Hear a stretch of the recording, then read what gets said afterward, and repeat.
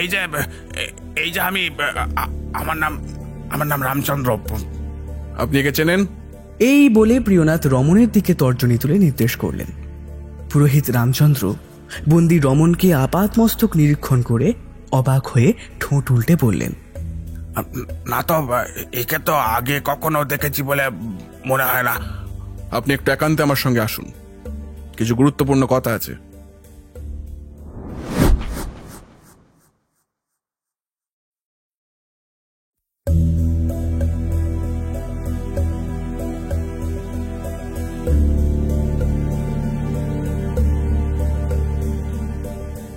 গল্পের দেশে আপনাদের নিয়ে যেতে আমরা আবার তৈরি। বিচিত্র এই দেশ রোমাঞ্চ ও রহস্যে ভরা। সাহিত্যের এক বিপুল সম্ভার নিয়ে আমাদের বিশেষ প্রয়াস দ্য ওয়ান্ডার ইন বুকশেলফ। থাকবে বাংলা ও বিশ্ব সাহিত্যের ঝুলি থেকে বাছাই করা কিছু গল্প।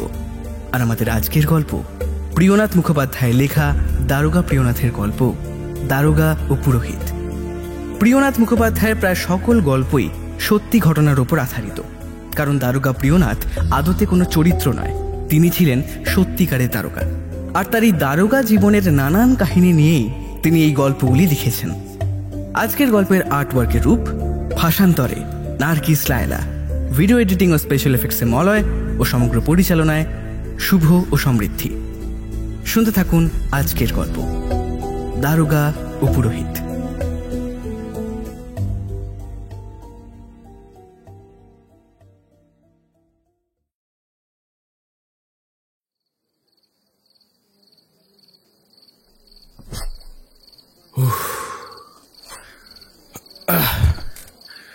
সারাদিনের হাড় ভাঙা পরিশ্রমের একবারে প্রাণ উষ্টা কত, ভাল লাগে না। তারপর ওই গরম, সামান্য একটা চুরি তদন্ত করতে চোরবাটা আমাদের কি নাকানি জমানেই না খাওয়ালো। ভাবলে মেজাজ কেন সপ্তমে চড়ে যাচ্ছে। একটু বিশ্রাম নেই, তাতে যদি একটু শরীরটা। আরে কে আছো? কনস্টেবল হরেন, আমাকে এক কাপ গরম চা দিয়ে যাও না, একটু মাথাটা। নিজের তীক্ষ্ণ বুদ্ধি খাটিয়ে এক মস্ত বড় চুরির তদন্ত শেষ করে প্রিয়নাথ পরন্ত সন্ধে সবে এসে বসেছেন থানায়। কনস্টেবলকে চায়ের হুকুম দিয়েই আরাম করে বিশ্রাম করার জন্য খানিক হাত পা ছড়িয়ে চোখ বুজে চেয়ারে যেই না বসেছেন, অমনি কনস্টেবল হরেন ঘরে ঢুকল। না, হাতে তার কোনো চায়ের কাপ নেই, বরং তার বদলে সঙ্গে রয়েছে একজন বৃদ্ধ মানুষ। একজোড়া পায়ের শব্দ শুনে প্রিয়নাথ চকিতে তাকালেন সামনের দিকে। দেখলেন হৃষ্টপুষ্ট টকটকে ফর্সা বর্ণের বছর 50-এর এক ব্রাহ্মণ জোর হাত করে তার সামনে দাঁড়িয়ে আছে। চোখ তার কোটরাগত, তার নিচে কালো ছোপ দাগের রেখা। কপাল বেশ চওড়া, কিন্তু সেখানে চিন্তার অসংখ্য ফাঁদ ছাপ পড়েছে। মুন্ডিত মস্তকের মধ্যে একগুচ্ছ কেশ শিখাকারে বৃদ্ধের পিঠ ছাপিয়ে পড়েছে। নাক থেকে কপাল অবধি লম্বা সিঁদুর রেখা, গলায় হাতে রুদ্রাক্ষের মালা, পরনে কাঠের বস্ত্র লাল চেলি, সর্বাঙ্গ পটবস্ত্রে আবৃত। বাবু, বাবু, আমি বড় বিপদে পড়েছি বাবু, দয়া করে আমাকে একটু সাহায্য করুন, ঈশ্বর আপনার ভালো করবে। এই বুড়ো মানুষটা একটু সাহায্য করুন বাবু, বুড়ো মানুষটা। আবার এখনই? আপনি বরং একটু অপেক্ষা করুন বাইরে, 10-15 মিনিট পর আপনাকে ডেকে নিচ্ছি। আসলে এক্ষুনি ফিরলাম বাইরে থেকে, একটু বিশ্রাম। আমি বড় বুঝতে পারছি আপনার বিশ্রামে ব্যাঘাত ঘটালাম, কিন্তু বিশ্বাস করুন দারোগা বাবু, বড় সাংঘাতিক ব্যাপার, বড় গুরুতর। আচ্ছা আচ্ছা, বলুন কি ব্যাপার? কথাটা অত্যন্ত গোপনীয় বাবু, আমি একান্তই আপনাকে সেটা বলতে চাই। ত্রস্ত মুখে ফিসফিসিয়ে ব্রাহ্মণ কথাটা শেষ করতেই প্রিয়নাথ থানার ভিতর থেকে সকলকে কিছুক্ষণের জন্য বাইরে যাবার নির্দেশ করলেন। সবাই চলে গিয়েছে, এবার আপনি নির্ভয়ে বলুন। অনেক ধন্যবাদ। আমার নাম রামচন্দ্র, আমি স্থানীয় কালী মন্দিরের প্রধান পুরোহিত বাবু। কি আপনি? না মানে, আমি সেই মন্দিরের কথা অনেক শুনেছি, যদিও কখনো চোখে দেখা হয়নি। তা আপনি যদি সেই মন্দিরের প্রধান পুরোহিত হন, তাহলে সে মতো পোশাক পরেননি কেন? মানে আমি তো শুনেছি মায়ের পুরোহিতদের পোশাক সন্ন্যাসীদের মতন হয়। হ্যাঁ, আপনি এই কথা কোথায় শুনেছেন জানি না, কিন্তু কথাটা হচ্ছে আমরা যতক্ষণ মন্দিরে থাকি ততক্ষণ আমাদের বেশ সন্ন্যাসীর মতন, আর যখন কোনো কাজে বাইরে যাই তখন এই কায়েস বস্ত্র বা উত্তরীয় পরে থাকি। আচ্ছা, বেশ বেশ। তা আপনি ওই মন্দিরে কতদিন ধরে পৌরোহিত্য করছেন? আগে তা 7 বছর ধরে। এবারে বলুন, ঠিক কিসের জন্য আমার কাছে এসেছেন? আসলে আসলে আমার শিয়রে সাক্ষাৎ জম এসে দাঁড়িয়েছে বাবু। মানে মানে আজ হোক বা কাল শীঘ্রই আমার মৃত্যু নিশ্চিত। সে কি বলছেন এসব? তা আপনার এরকম ধারণা হওয়ার কারণটা কি? মানে আমাকে সবিস্তারে সবটা বলুন। আপনি সবটা ঠিক করে না বললে তো আমি কোনোভাবেই আপনাকে সাহায্য করতে পারবো না। এই সময়ে বৃদ্ধ ব্রাহ্মণ একটা চিঠি বের করে প্রিয়নাথের হাতে দিয়ে বললেন, আজ সকালে আমি একটা চিঠি পেয়েছি বাবু, একটা চাপাটির ভেতর থেকে। আপনি একবার পড়ে দেখুন, তাহলে বুঝতে পারবেন আমার ঠিক কিরকম সর্বনাশ করতে চলেছে। প্রিয়নাথ হাত বাড়িয়ে বৃদ্ধ পুরোহিতের কাছ থেকে চিঠিটা নিয়ে সকর্তুকে পড়তে শুরু করলেন।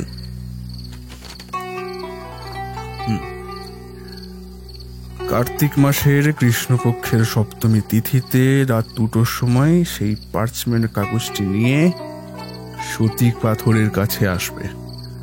সাবধান, সঙ্গে অন্য কেউ যেন না থাকে।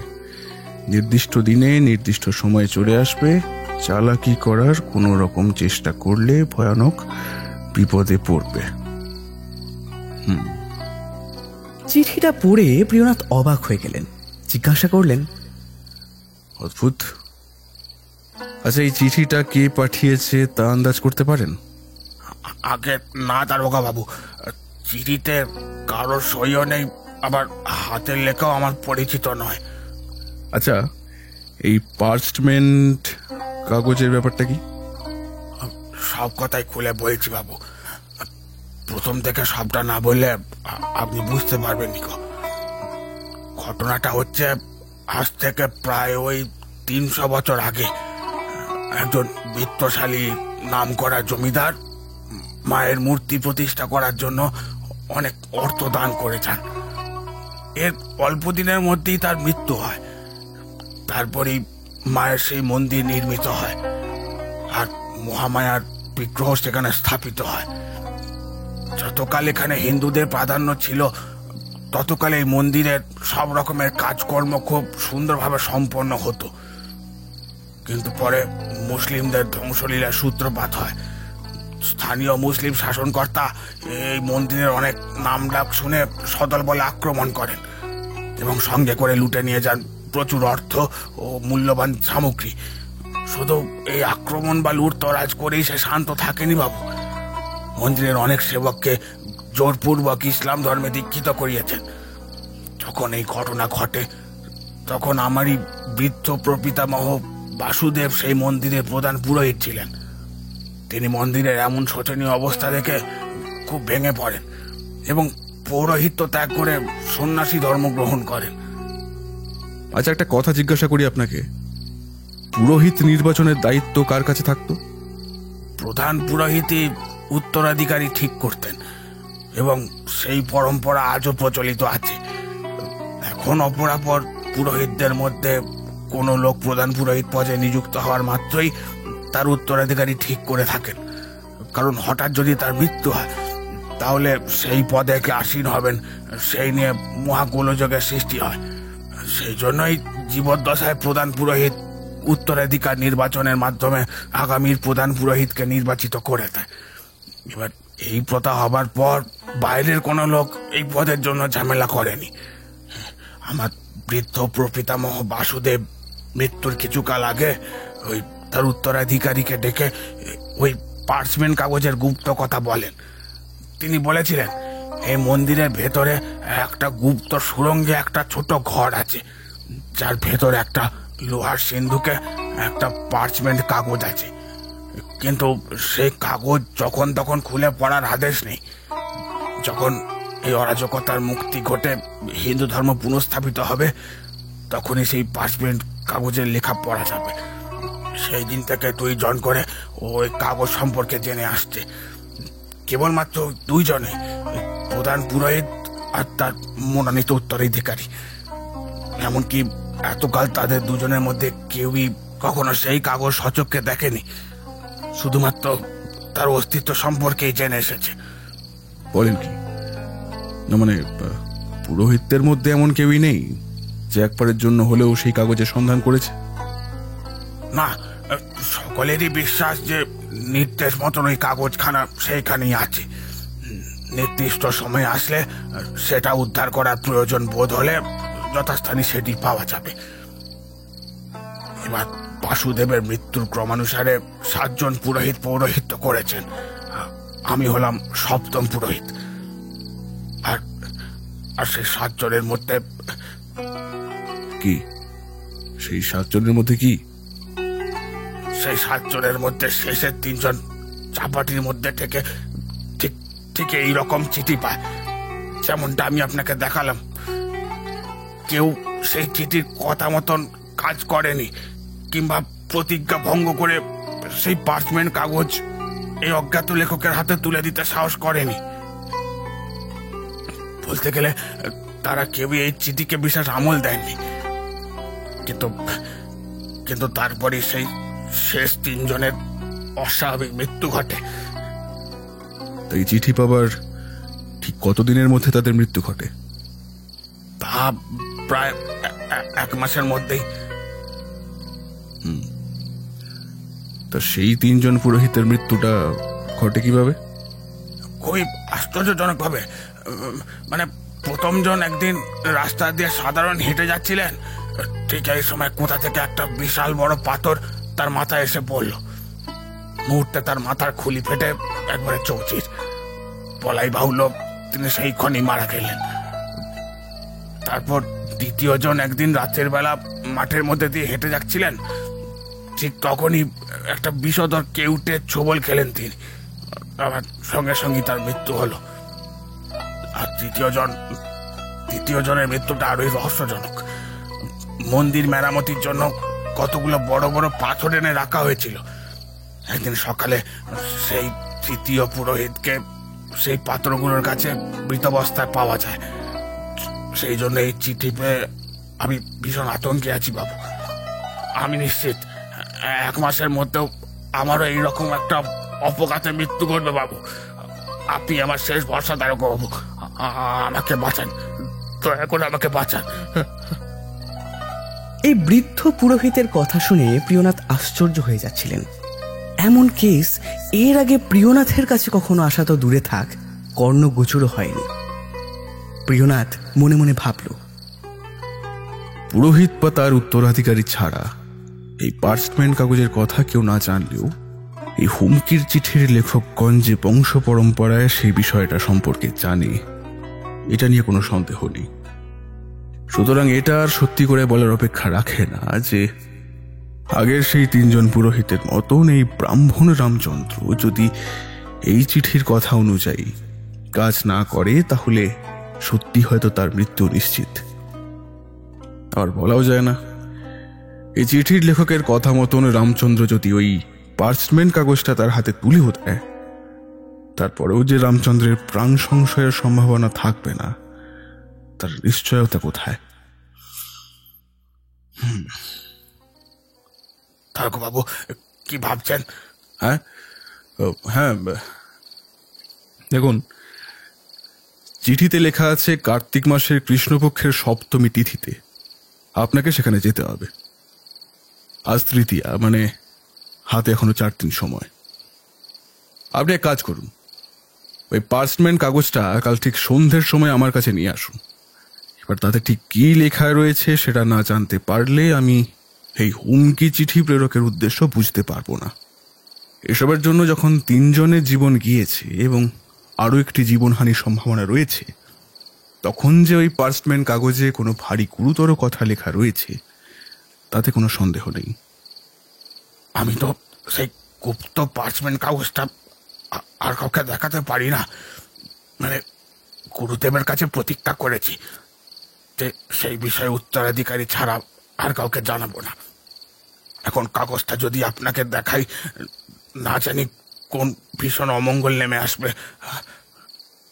দেখুন, যে মুহূর্তে আপনি আমাকে এই ব্যাপারটা সবটা খুলে বললেন, সেই মুহূর্তেই তো আপনি আপনার প্রতিজ্ঞা ভঙ্গ করলেন। কারণ সেটা না বললে তো আপনি আমার কাছে কিরকম বিপদের আশঙ্কা করে ছুটে এসেছেন তা বোঝাতে পারতেন না। চিন্তা করবেন না, আপনি মায়ের একজন নিষ্ঠাবান সেবক। কেমন বিপদে পড়ে আপনি শপথটা ভেঙেছেন সেটা মহামায়া জানেন। কিচ্ছু হবে না আপনার। আপনি ঠিক আগামীকাল আমার কাছে সেই পার্চমেন্ট কাগজটা নিয়ে আসুন। প্রিয়নাথের আশ্বাস ভরা কথা শুনে বৃদ্ধ পুরোহিত একটু শান্ত হলেন। তারপর প্রিয়নাথের প্রস্তাবে সম্মত হয়ে থানা ছেড়ে বেরিয়ে গেলেন।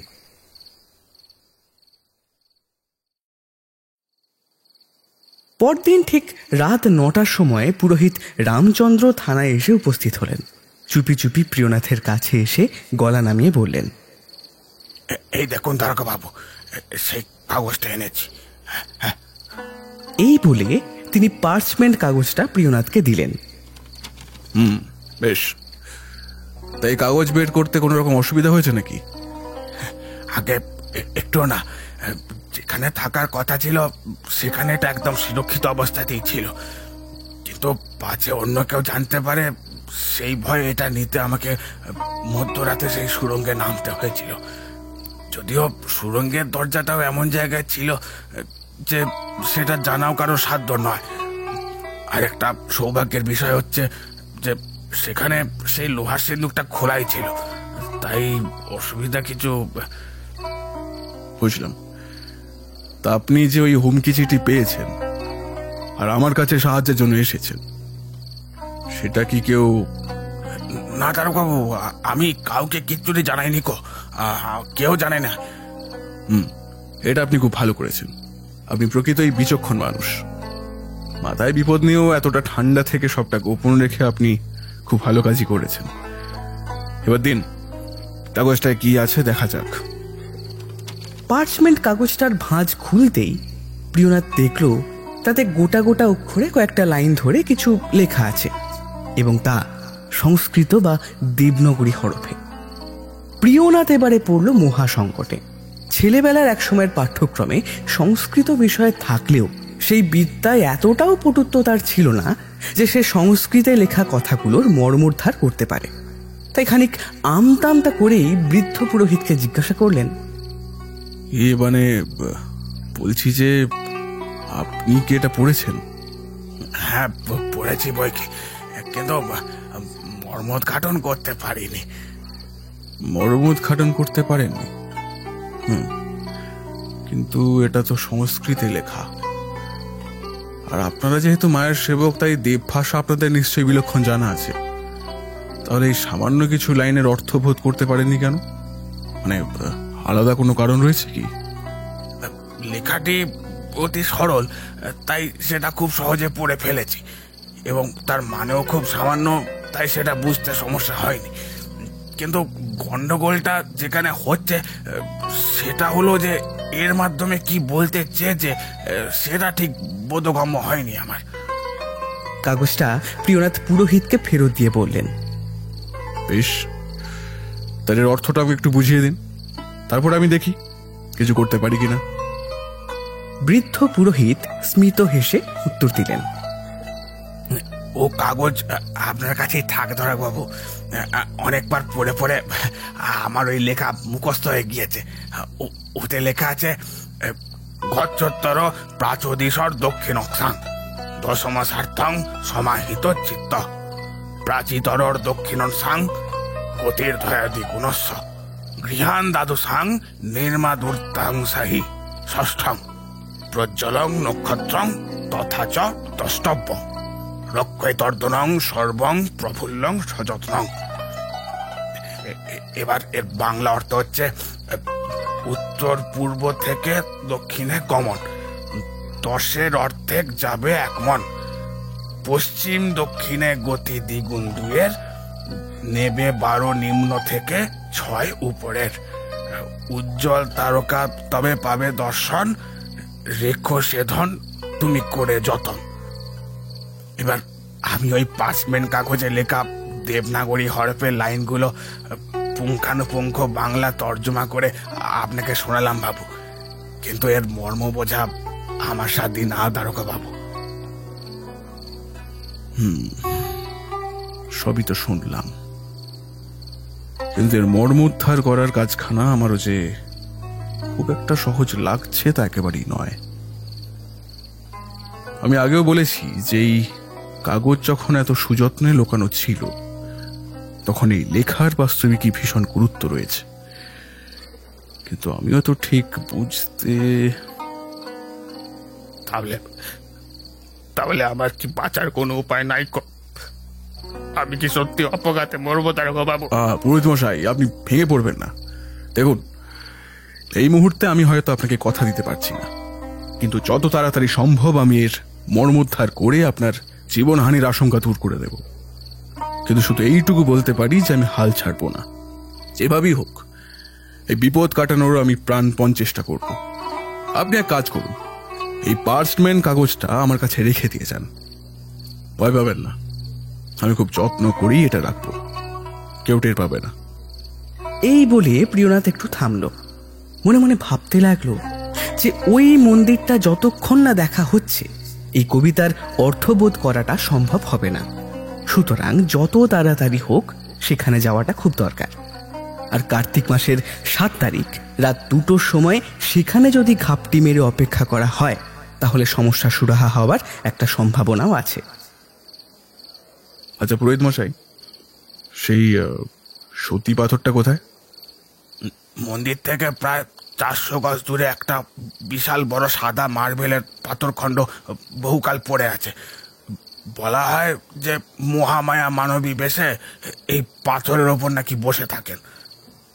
আচ্ছা, সেখানে কি আপনাদের মন্দির থেকে দেখা যায়? হ্যাঁ, খুব ভালোভাবেই দেখা যায়। সবটা বোঝা গেল। এবারে খুব মন দিয়ে আমার কথা শুরু।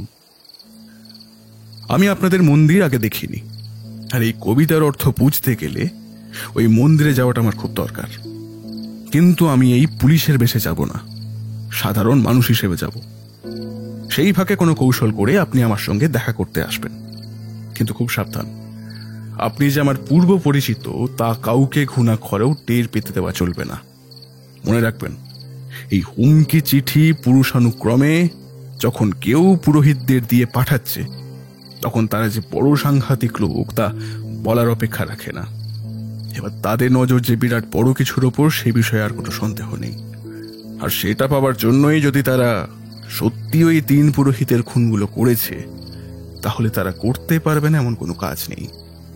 তবুও বলছি পুরোহিত মশাই, ওই নির্দিষ্ট দিনে আপনাকে চিঠির কথা মতো সতী পাথরের কাছে যেতে হবে। আপনি কি রাজি? আমাকে যেতেই হবে? মানে আমার যাবার পরিবর্তে আর অন্য কি কোনো উপায় নাই?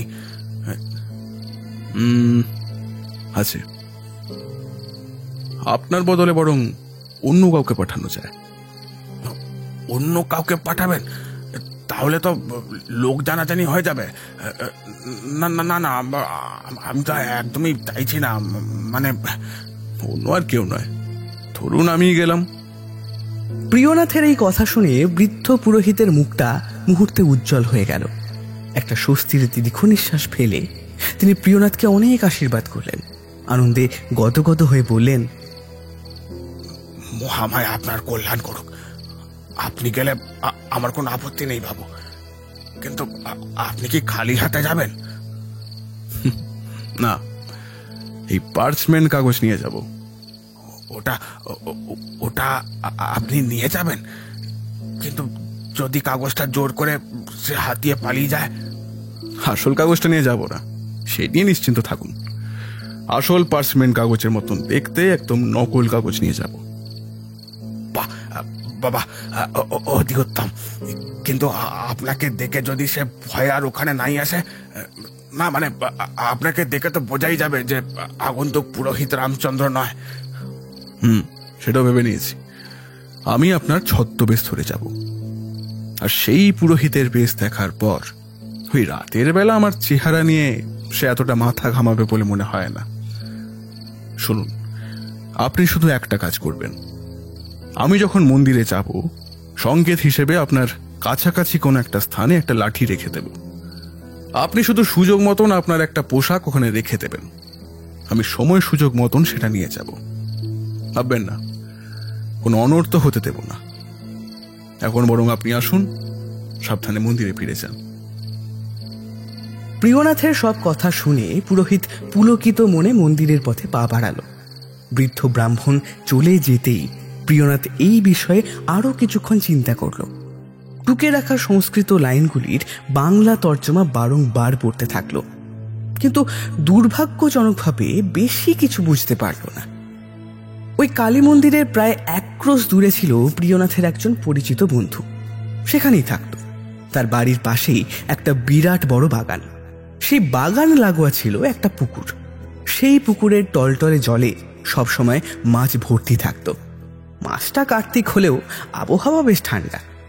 প্রিয়নাথ সেই পুকুরে মাছ ধরার জন্য উপযুক্ত সরঞ্জাম এবং 4 জন কনস্টেবলকে ছদ্মবেশ ধারণ করিয়ে সেই দিকে যাবার জন্য প্রস্তুত হলো।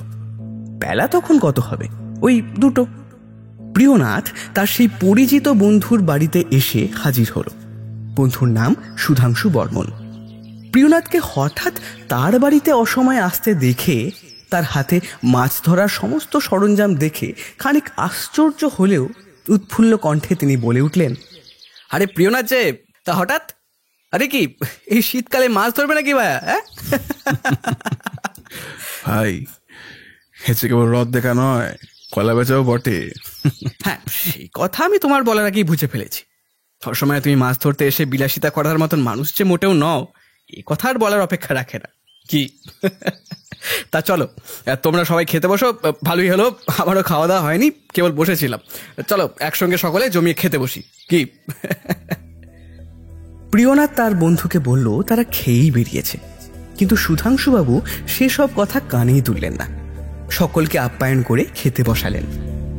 খাওয়া শেষ করে তিনি সকলকে বাগান লাগোয়া সেই পুকুরের কাছে নিয়ে গিয়ে মাছ ধরার সব রকম বন্দোবস্ত করে দিলেন। স্বভাবতই পুকুরে মাছ যথেষ্টই ছিল। 1 ঘন্টা পেরোতে না পেরোতেই প্রিয়নাথ সেই পুকুর থেকে প্রায় 8 সের ও বাকি 4 জন প্রায় 5 সের মাছ ধরল। এবার এই মাছ ধরা প্রিয়নাথ বা ছদ্মবেশে আসা কনস্টেবলদের উদ্দেশ্য মোটেও ছিল না। যে কাজের জন্য আসা হয়েছিল সেটা সম্পন্ন হতে ঢের দেরি ছিল। তাই সন্ধে না হওয়া অবধি সকলে সুধাংশুবাবুর বাড়িতে বসে গালগল্প করতে লাগলো। সন্ধে নামার প্রায় 1 ঘন্টা আগে প্রিয়নাথ তার 2 জন লোককে বন্ধুর বাড়িতে রেখে বাকি 2 জনকে নিয়ে সেই কালী মন্দিরের পথে পা বাড়ালো।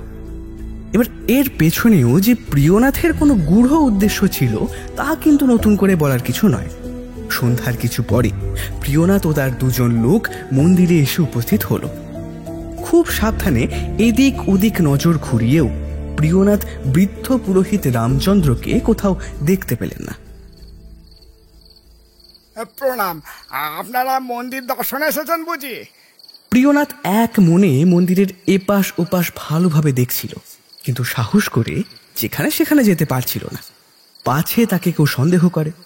আর ঠিক এই সময় আচমকা অন্য এক কণ্ঠস্বর শুনে প্রিয়নাথ চমকে পিছনে ঘুরে দেখল অল্প বয়স্ক একজন সেবায়েত তার উদ্দেশ্যেই এই প্রশ্নটা করলেন। প্রিয়নাথ বললেন, প্রণাম নেবেন না। হ্যাঁ, আসলে প্রথমবার এলাম মন্দিরে, বেশ ভালো লাগছে চারপাশটা। আসুন না, আমি আপনাকে পুরো মন্দিরটা ভালো করে ঘুরিয়ে দেখাচ্ছি।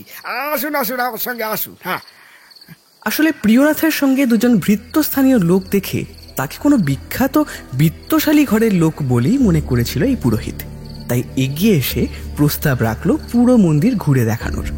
বলা যায় না, মন্দির দর্শনের পর অনুগ্রহপূর্বক যদি বেশ বড় রকমের দান দক্ষিণা করেন। এদিকে প্রিয়নাথও একটা মোক্ষম সুযোগ পেয়ে গেল ভালোভাবে পুরো মন্দিরটা ঘুরে দেখার। মহামায়ার শ্রীচরণ দেখার পর প্রিয়নাথদের সেই পুরোহিত নিয়ে এলো নাট মন্দিরে। মায়ের মন্দির থেকে প্রায় ওই 10 গজ দূরে সেটি অবস্থিত। অনেকগুলো স্তম্ভের ওপর প্রকাণ্ড পাথরের ছাদ। ওই কালী মন্দিরের থেকে এই নাট মন্দিরের শোভা আরো চমৎকার। থামগুলো শ্রেণীবদ্ধ, এক এক শ্রেণীতে 6টা করে স্তম্ভ। এমন 10টি শ্রেণী স্তম্ভের উপর ছাদ ছিল। নাট মন্দিরের ভেতর ও বাইরেটা লাল রং করা। মায়ের মন্দিরের রং গেরুয়া মাটির মতন। সব শুদ্ধ 60টা স্তম্ভ। এদের উপরিভাগ এমন সূক্ষ্মাতি সূক্ষ্ম অনবদ্য কারুকার্য যুক্ত যে সেগুলোর নজির আজকালকার দিনে আর মেলেই না। এক একটা থাম বানাতে যে কত খরচ হয়েছে বা কত লোকের দিন রাত্রের পরিশ্রম এই মাটিতে রয়েছে সেই হিসেবের কোনো ইয়াত্তা নেই। এসব দেখতে দেখতেই হঠাৎ প্রিয়নাথের মনে একটা ধারণা ধাক্কা খেল। সে আপন মনে বিড়বিড়িয়ে বলে চলল, 10-এর অর্ধেক আর 2-এর দ্বিগুণ। এসব কথাই তো থামগুলোকে নির্দেশ করা হয়েছে বলে মনে হচ্ছে। একদমই তাই। তাই ওই লাইনগুলোর সঙ্গে এই থামের সম্বন্ধ আছে তা স্পষ্টই বোঝা যাচ্ছে। এই প্রথম সংকেতের সামান্য অংশের সমাধান করতে পেরে প্রিয়নাথ নতুন উদ্যমে চনমনে হয়ে উঠল। সংকেতের বাকি অংশ উদ্ধারের আশায় প্রিয়নাথ দেবী মন্দির ও নাট মন্দির বারবার ঘুরে ফিরে দেখতে লাগলো। এবার এই সময় প্রিয়নাথের চোখ গেল মায়ের মূর্তির দিকে, যেখানে মায়ের মুখটা ছিল ঠিক দক্ষিণ দিকে। এমনভাবে কিছুক্ষণ এদিক সেদিক ভালোভাবে দেখার পর প্রিয়নাথ ও সঙ্গে 4 জন কনস্টেবল মন্দির থেকে বেরিয়ে সেই পাথরটার কাছাকাছি গিয়ে দাঁড়ালো। পুরোহিত রামচন্দ্র যেমনটা বলেছিল ঠিক তেমন ভাবেই তারা অন্বেষণ করতে লাগলো। মন্দির থেকে প্রায় 200 গজের মধ্যে 4-5টা ফল ফুল গাছ ও কিছু বুনো ঝোপঝাড়ে বিস্তৃত। ঝোপঝাড়গুলো বেড়া দিয়ে ঘেরা। বেড়ার পাড়েই সরকারি রাস্তা। কিছু দূর এগোতেই চোখে পড়ল সেই সাদা মার্বেলের পাথরখণ্ড। পাথরখণ্ডটা এমনই অদ্ভুত রকমের গোলাকার, মসৃণ ও উজ্জ্বল, যা এক প্রকার চোখে ধাঁধা লাগিয়ে দেয়। ওই সরকারি পথ আর এই সাদা পাথরখণ্ডের মাঝে 2টো ঝোপ রয়েছে, যেটা প্রচণ্ড ঘন। প্রিয়নাথ খুঁজে খুঁজে অবশেষে সেখানে এমন একটা ছোট জায়গা পেল যেখানে ঝোপের ঘনত্ব খানিক কম। প্রিয়নাথ মনে মনে বলে উঠলেন, ওইখানে জায়গাটা খানিক ফাঁকা, লাঠিটা বরং ওইখানেই রাখি। পুরোহিত মশাই লাঠিটা এখানে দেখে তার পোশাকগুলো রেখে গেলে অনায়াসে আমি সেগুলো পেয়ে যাব, আর কেউ টেরও পাবে না। এখন খুব সাবধানে লাঠিটা এখানে রাখতে হবে। কিন্তু যে কজন আমাদের সঙ্গে এলেন তাদের তো দেখছি না। কই? ওই তো ওখানে দাঁড়িয়ে। এই সুযোগ, এই ফাঁকে লাঠিটা চট করে ফেলে রেখে আসি। এই ভেবে প্রিয়নাথ সেদিকে পা বাড়াতে যাবেন, অমনি তার চোখে পড়ল আরো কিছু হাত দূরে দাঁড়িয়ে রয়েছেন পুরোহিত রামচন্দ্র। তিনি এক দৃষ্টে চেয়ে আছেন প্রিয়নাথের দিকেই। পুরোহিত মশাই খুব সন্তর্পণে মাথা নাড়লেন দুবার। প্রিয়নাথকে বুঝিয়ে দিতে চাইলেন যে তিনি প্রিয়নাথকে চিনেছেন এবং প্রিয়নাথ যে ঝোপের গাছে লাঠিটা রাখতেই দাঁড়িয়েছে সেটাও তিনি বুঝতে পেরেছেন। প্রিয়নাথ আর দেরি না করে অতি দক্ষতার সঙ্গে লাঠিটা চট করে যথাস্থানে রেখে আবার তার সঙ্গে আসা মন্দিরদের লোকগুলোর কাছে কথা বলতে এগিয়ে গেলেন। আর চোখে আরেকবার পুরোহিত রামচন্দ্রকে দেখে নিলেন।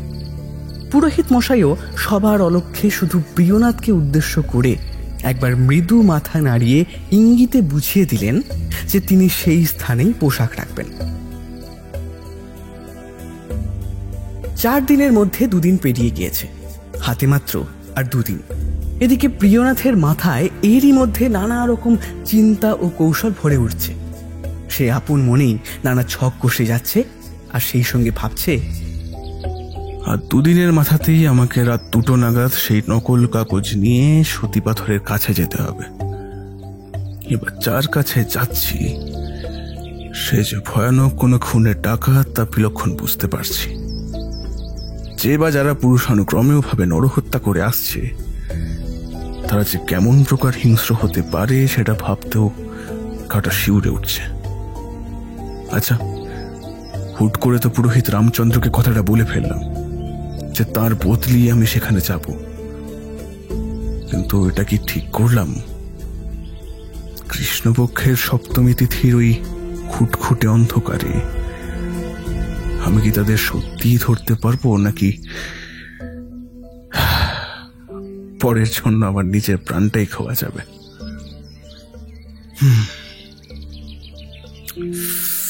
না, কথা যখন দিয়েছি এসব চিন্তা আর করবো না। তাছাড়া আমার সঙ্গে তো লোকজন থাকছেই, এই ব্যাপারে একটা এসপার ওসপার হওয়া খুব দরকার।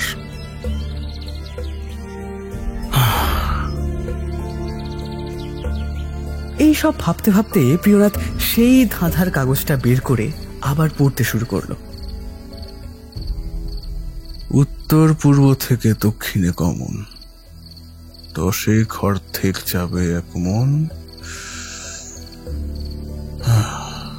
এটার সঙ্গে আমি নাট মন্দিরের সেই থামগুলোর গড়নেরই মিল পাচ্ছি। এই বলে প্রিয়নাথ একটা সাদা কাগজ টেবিলের ওপর রেখে তার মধ্যে পেন্সিল দিয়ে ওই থামের দৃশ্যগুলো আঁকতে লাগলো। তাহলে হচ্ছে গিয়ে এটা ছিল এদিকে। না না, ওটা ওপাশে ছিল না। হ্যাঁ হ্যাঁ, এই তো এইখানে, এইভাবে দিয়ে এখানে। হ্যাঁ,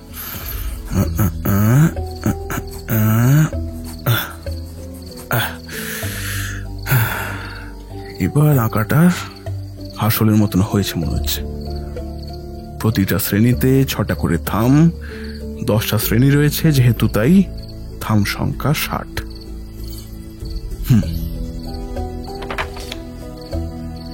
উত্তর পূর্ব থেকে দক্ষিণে গমন, তার মানে উত্তর পূর্ব কোণ বলতে এই তো 6 নাম্বার স্তম্ভটা, এইখান থেকে দক্ষিণ দিকে যেতে হবে। কিন্তু কত দূর যাব? ও, 10-এর অর্ধেক যাবে 1 মণ, 10-এর অর্ধেক তো 5, তার মানে বলতে চাইছে ওই 6 নম্বর স্তম্ভ থেকে আরম্ভ করে 5ম স্তম্ভ পর্যন্ত যেতে হবে।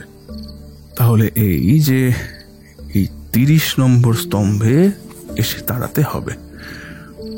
তারপর পশ্চিম দক্ষিণে গতি দ্বিগুণ 2-এর, 2-এর দ্বিগুণ মানে 4, মানে ওই 30 নম্বর স্তম্ভ থেকে দক্ষিণ পশ্চিম দিকের 4 নম্বর স্তম্ভ বলতে বোঝাচ্ছে এই 45 নম্বর স্তম্ভটা। এরপর নেবে 12, নিম্ন থেকে 6 উপরের, মানে নিচ থেকে স্তম্ভের ওপর 6 বার গোল হচ্ছে 12, মানে একদম সমতল যে অংশটা সেখান থেকে 6 হাত নিচে ওই স্তম্ভটার কাছেই উজ্জ্বল তারকা, অর্থাৎ উজ্জ্বল ধনের সন্ধান পাওয়া যাবে। প্রিয়নাথ এই ধাঁধার সমাধানে এতটাই ডুবে গেলেন যে সেদিন আর অন্য কোনো কাজেই তেমন মন বসাতে পারলেন না। তাহলে কি সত্যি এতদিনকার গুপ্ত রহস্যের উদ্ঘাটন হতে চলেছে তার হাত ধরেই?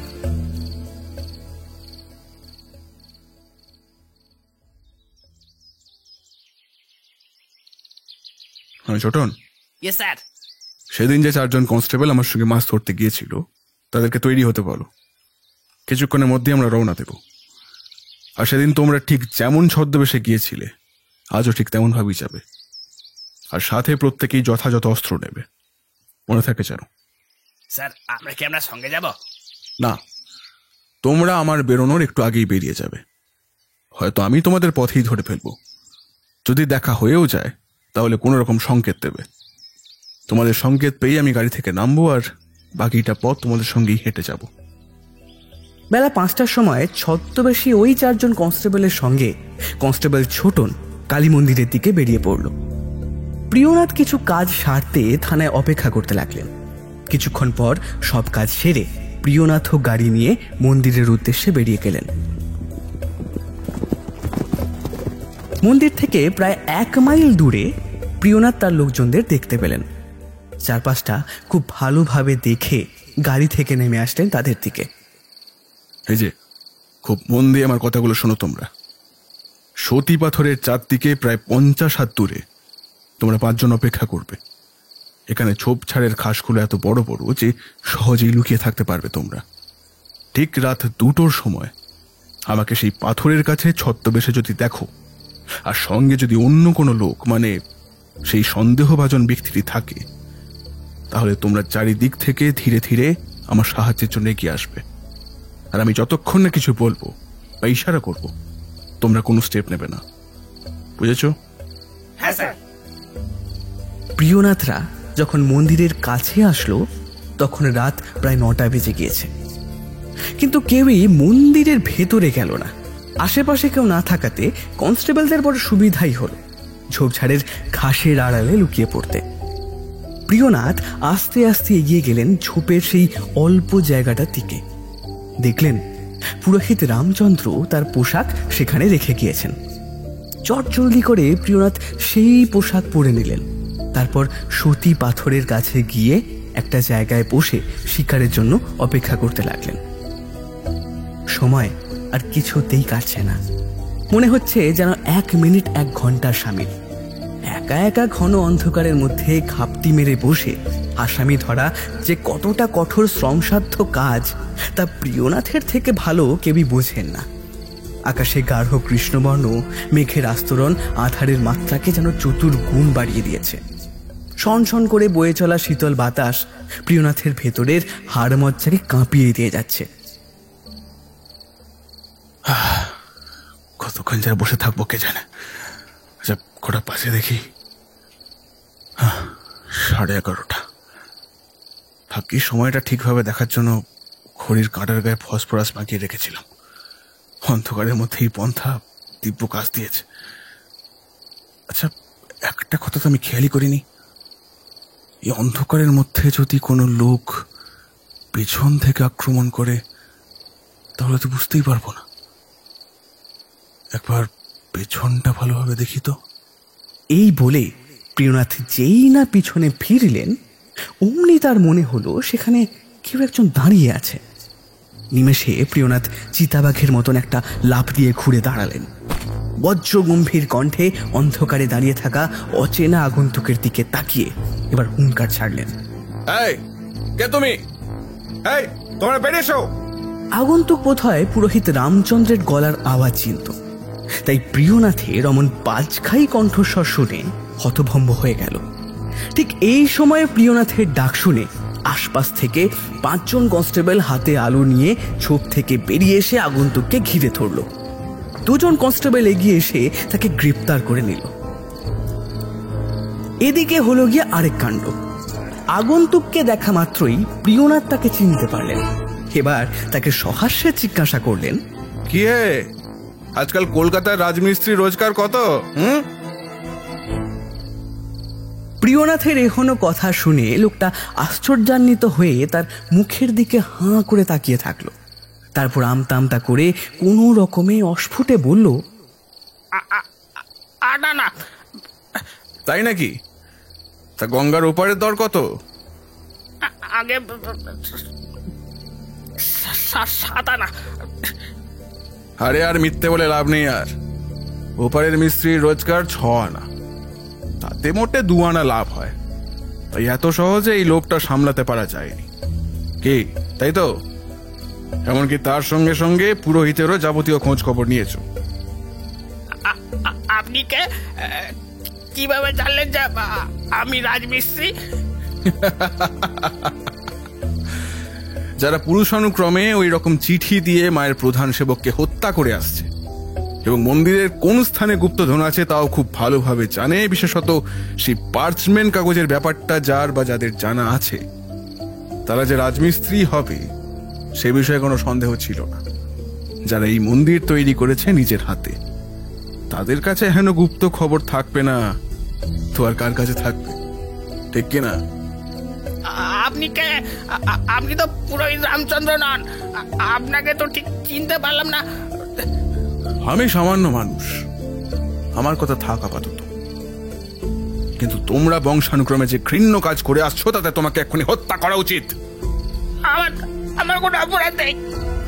আমি কোনো দোষ করিনি, বিশ্বাস করুন বাবু, আমি কোনো দোষ করিনি। দোষ করনি? প্রধান পুরোহিতকে হুমকি চিঠি কে দিয়েছে? আমি দিয়েছি। তুমি কেমন করে জানলে সেই পার্চমেন্ট কাগজের কথা? নিশ্চয়ই তোমার বাবা মৃত্যুর আগে তোমাকে এই ব্যাপারে জানিয়ে গিয়েছিলেন। ঠিক কিনা? আগে আর ঠিক তেমন ভাবেই তোমার বাবা শুনেছিলেন তাঁর বাবার কাছে। কি তাই তো? আগে যখন এই মন্দির তৈরি হয় তখন আমার পূর্বপুরুষেরা এই কাজে নিযুক্ত ছিল। শুনেছি সেই সময় মুসলমানদের উৎপাতে লোকে অনেক ধন সম্পত্তি অতি গোপনে রাখতো। এই মন্দিরের দেবীর অনেক ধনরত্ন ছিল, তার মধ্যে কতগুলো বহুমূল্য সামগ্রী সেইখানে কোথাও পোতা হয়েছিল। আর সেই জায়গায় নির্দেশ করে পার্চমেন্ট কাগজে ধাঁধার কবিতার মতন করে নাকি লিখে কোনো নিভৃত স্থানে লোকানো আছে। মন্দিরের প্রধান পুরোহিতই কেবল তা জানেন, সেই জন্য সেই চিঠি তাকেই দেওয়া হতো। তোমার নাম কি? আগে রমন দাস বাবু। বাবা? বাসব দাস। বাবার মৃত্যুর আগে তিনি আমাকে ডেকে এই কাগজের কথা বলেন।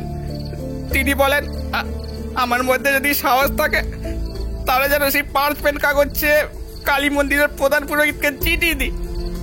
ওই পার্চমেন্ট কাগজটির জন্য আমাদের পূর্বপুরুষেরা বহুকাল অনেক চেষ্টা করে আসছেন, কিন্তু কেউ সফল হতে পারেননি।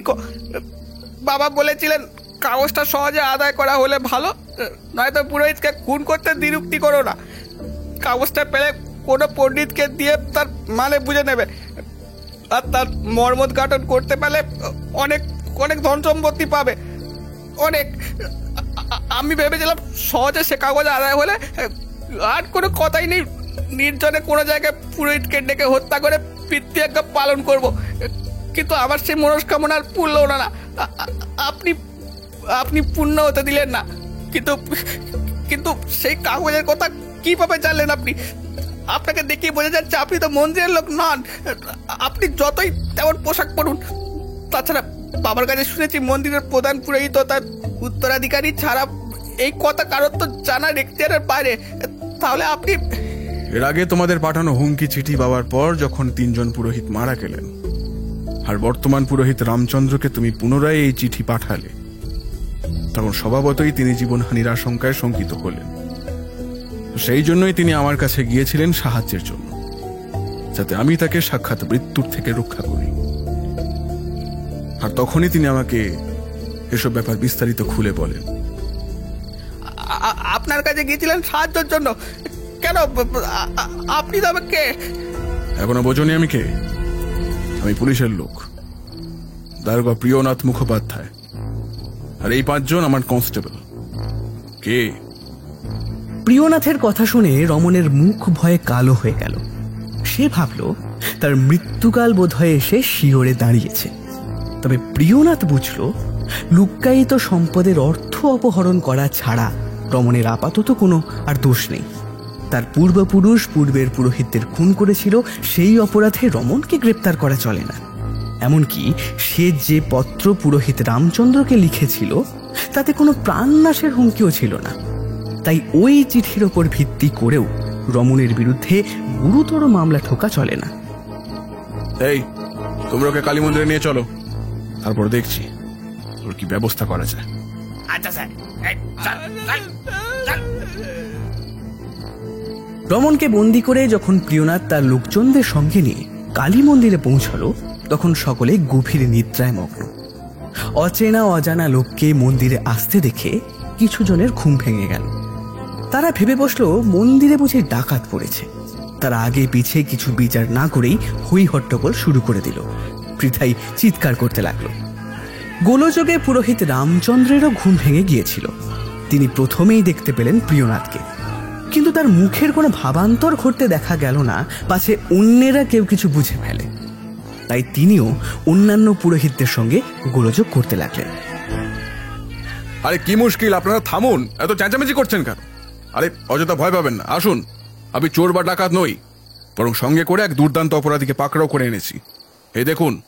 সকলে প্রিয়নাথের কথা শুনে অবাক হয়ে গেলেন। লক্ষ্য করলেন সত্যিই তাদের মধ্যে একজন এমন রয়েছে যার হাতে দড়ি পড়ানো। তবে কি এই সেই দুর্দান্ত অপরাধী? আপনাদের মধ্যে মন্দিরের প্রধান পুরোহিতকে? এই যে আমি, আমার নাম রামচন্দ্র। আপনি একে চেনেন? এই বলে প্রিয়নাথ রমনের দিকে তর্জনী তুলে নির্দেশ করলেন। পুরোহিত রামচন্দ্র বন্দি রমনকে আপাতমস্তক নিরীক্ষণ করে অবাক হয়ে ঠোঁট উল্টে বললেন, না তো, একে তো আগে কখনো দেখেছি বলে মনে হয় না। আপনি একটু একান্তে আমার সঙ্গে আসুন, কিছু গুরুত্বপূর্ণ কথা আছে। এই বলে পুরোহিত রামচন্দ্র ও প্রিয়নাথ মন্দিরে উপস্থিত বাকি সকলের থেকে কিছুটা দূরে একটা আড়ালে এসে দাঁড়ালেন। কি হয়েছে, কি হয়েছে তারকা বাবু? আমার বিপদের সম্ভাবনা কি দূর হয়েছে? মানে আমার আর প্রাণের সংখ্যা নাই তো? আর ওটাকে যাকে আপনি অপরাধী বলছেন, ওই কি আমাকে প্রাণে মারতে চাইছিল? আমাকে সব খুলে বলুন না। মানে আমি আপনার কিছু হবে না আর, তবে আপনার এই জীবনহানির আশঙ্কা দূর করতে গিয়ে অল্পের জন্য আমার প্রাণখানা খুব জোরে বেঁচে গিয়েছে। আর ও যে কে তা আপনাকে বলছি। কি হয়েছিল তাহলে শুনুন। এই বলে প্রিয়নাথ কিছুক্ষণ আগে ঘটে যাওয়া সমস্ত কথা সবিস্তারে খুলে বললেন পুরোহিত রামচন্দ্রকে। পুরোহিত মশাই সবটা শুনে প্রিয়নাথকে অনেক ধন্যবাদ জানালেন। প্রিয়নাথের প্রতি তার কৃতজ্ঞতা বোধের শেষ থাকলো না আর। আরে থাক পুরোহিত মশাই, যা করেছি সবই আমার কর্তব্য। চলুন, এবারে তো সেই ধাঁধার বক্তব্য অনুযায়ী কাজ করার সময় উপস্থিত হলো। আপনি আপনার লোকেদের মন্দির থেকে কিছুক্ষণের জন্য একটু অন্য কোথাও পাঠিয়ে দিন, তারপর বরং। প্রিয়নাথের কথা মতন প্রধান পুরোহিত রামচন্দ্র মন্দিরের অন্যান্য লোকজনদের মন্দির থেকে বাইরে পাঠিয়ে দিলেন। এদিকে প্রিয়নাথও কনস্টেবলদের কাছে এসে দাঁড়ালেন। ক্রমেই ভোর হয়ে আসছে। চারিদিকে পাখির হালকা কিচিরমিচির ডাক ও ক্ষীণ দিনের আলো উদ্ভাসিত হচ্ছে। কৃষ্ণপক্ষের নিকষ কালিমা মুছে গিয়ে উজ্জ্বল আলোক ছড়িয়ে পড়ছে ধীরে ধীরে। পুরোহিত মশাই, আমার যাবতীয় কাজ সম্পন্ন হয়েছে। আমি আমার কথা রেখেছি। আমি পেরেছি আপনাকে রক্ষা করতে। আর যাওয়ার আগে এই পার্চমেন্ট কাগজখানার মর্মটা আপনাকে বুঝিয়ে দিচ্ছি। আমার বিবেচনা মতন এই স্তম্ভের কাছে স্থানটাই লুক্কায়িত সম্পদের সঠিক স্থান। আর কেমন ভাবে সেটা উদ্ধার করবেন তাও দেখিয়ে দিচ্ছি, চলুন। এরপর প্রায় 1 সপ্তাহ কেটে গিয়েছে। রমণের বিরুদ্ধে কোনো অপরাধ প্রমাণ না হওয়াতে সে বেকসুর খালাস হয়েছে। এর কিছুদিন পর কালী মন্দিরের প্রধান পুরোহিত রামচন্দ্র আবার আসলেন থানায় প্রিয়নাথের কাছে। এসে জানালেন তিনি প্রিয়নাথের কথা মতন তারই দেখিয়ে দেওয়া নির্দিষ্ট স্থান খুঁড়ে একটা সোনার ঘড়া উদ্ধার করেছেন। আর সেই সোনার ঘড়ার ভেতর অনেক মূল্যবান সোনা জহরত পাওয়া গিয়েছে। সেই ধনসম্পদ যাতে যথাযথভাবে মন্দির ও দেবতার রক্ষণাবেক্ষণে ব্যবহৃত হয় তার বন্দোবস্তও তিনি করেছেন। এই কথা শুনে প্রিয়নাথ খুবই আনন্দিত ও সন্তুষ্ট হলেন। সেই পার্চমেন্ট কাগজটা তিনি পুরোহিত রামচন্দ্রকে ফিরিয়ে দিলেন। রামচন্দ্র আবারও কৃতজ্ঞতা জ্ঞাপন করে প্রিয়নাথের কাছে বিদায় নিয়ে প্রসন্ন মনে থানা ছেড়ে বেরিয়ে গেলেন। তার চলে যাওয়ার পথের দিকে দৃষ্টি অনুসরণ করতে করতে প্রিয়নাথ আপন মনে হেসে উঠলেন, বললেন, ধাঁধার থেকেও জগতে যা জটিল তা হলো গুপ্তধন।